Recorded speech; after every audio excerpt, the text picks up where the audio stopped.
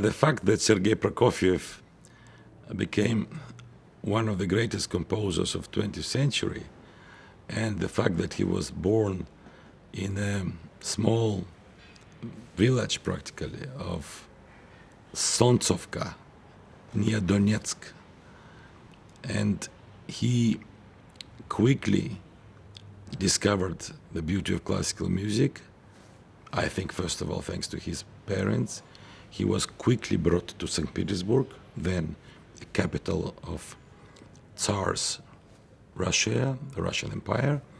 He quickly was taking lessons from one of the best, most distinguished professors, teachers, Mr. Glier, although in St. Petersburg, when he went there were fantastic personalities, and Rimsky-Korsakov was still alive, and there were fantastic events happening in the theaters and the concert halls. There were great painters, and there were great choreographers, great singers, so it was maybe one of the best places of all places in the world for such a brilliant young prodigy to be and to learn quickly. But famously, when Prokofiev would come up with a composition, the then rector, president of conservatory, would walk out from the concert hall because he was seen as a, if I may use a bad word, as a hooligan. He was a musician with a very sharp rhythmic feeling, fantastic harmonic and melodic feeling in his ear, and he was brutally innovative.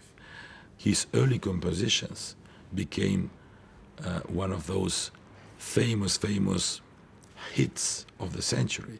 If you take first piano concerto, then you take first violin concerto, then you take first symphony, there is nothing scandalous about all of them. They are brilliant, elegant, highly musical, Mozart-like touch.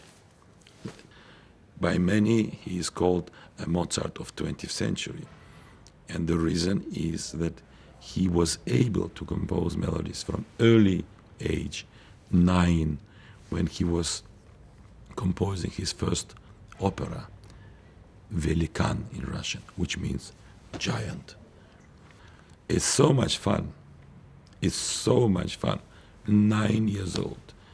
Of course, you will immediately feel, but this is a story of Mozart. That reminds us of the upbringing of Mozart and his famous compositions of early age. Famously, he composed it without piano. He was walking in the fields.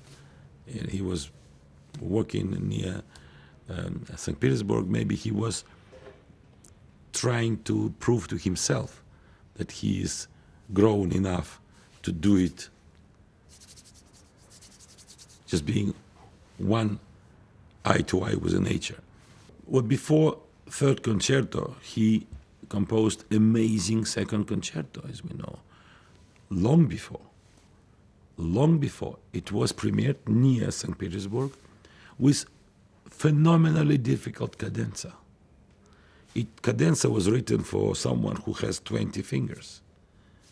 I don't know who he had in mind, but the dedication to Maximilian Schmidhoff was his friend who shot himself, just killed himself, was a very gifted man, and was obviously very, very young when all this happened, you know.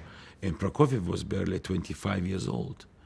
That's a very, very important step. The step from the first concerto to the second concerto, piano concerto, is maybe as big as from the first symphony to the second symphony, the change of the language. Stravinsky used the word tongue. Tongue.